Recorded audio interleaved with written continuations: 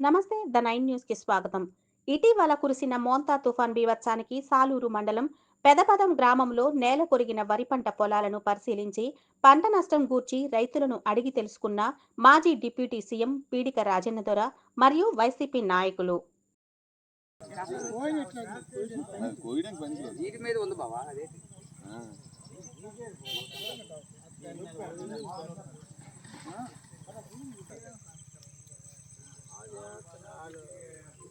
much రిక్వేటేస్